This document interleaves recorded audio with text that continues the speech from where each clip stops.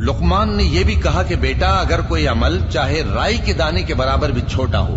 اور ہو بھی کسی پتھر کے اندر یا آسمانوں میں مخفی ہو یا زمین میں، اللہ اس کو قیامت کے دن لا موجود کرے گا۔ کچھ شک نہیں کہ اللہ باریک بین ہے، خبردار ہے۔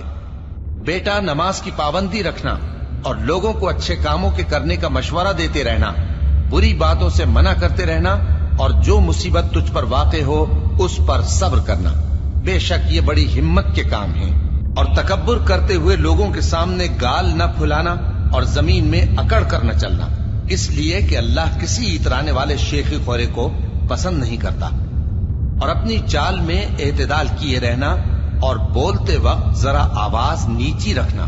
کیونکہ بہت اونچی آواز گدھوں کی سی ہے، اور کچھ شک نہیں کہ سب سے بری آواز گدھوں کی ہوتی ہے۔ کیا تم نے نہیں دیکھا کہ جو کچھ آسمانوں میں اور جو کچھ زمین